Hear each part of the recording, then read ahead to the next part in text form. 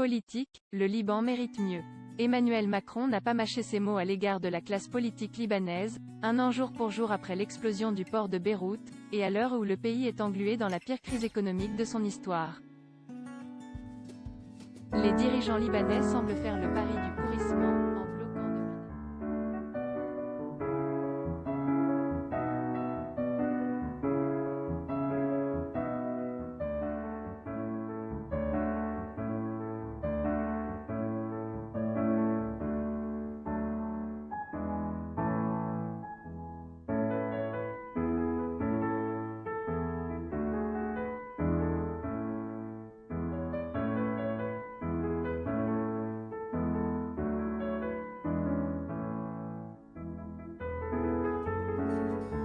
La classe politique libanaise n'a eu de cesse de l'aggraver en faisant passer avant tout ses intérêts individuels et partisans, avant les intérêts du peuple, a-t-il encore fustigé, multipliant les critiques.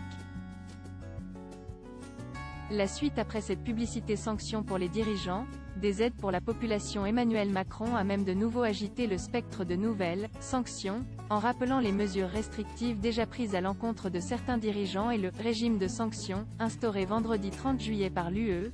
Ils ne doivent pas douter une seule seconde de notre détermination.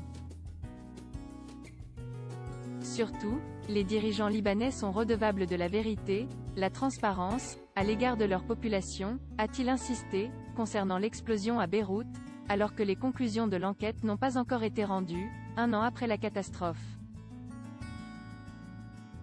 La France et plusieurs autres ont coopéré pour apporter toutes les informations dont nous disposions.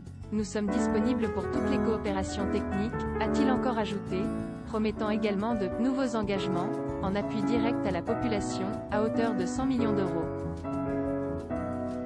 La suite après cette publicité. Cette enveloppe, qui portera notamment sur l'éducation, les besoins alimentaires et l'agriculture, va venir s'ajouter à l'aide de 280 millions d'euros mobilisés lors des 2 premières conférences internationales organisées par la France, ex-puissance mandataire, après la tragédie du port.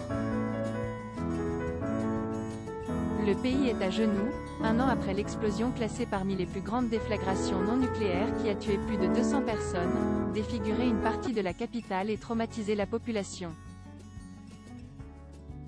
Il fait face à une triple crise politique, économique, l'une des pires à l'échelle mondiale depuis 1850, selon la Banque mondiale, avec des pénuries de carburant, médicaments et des coupures d'électricité jusqu'à 22 heures par jour et sanitaires liées au Covid-19.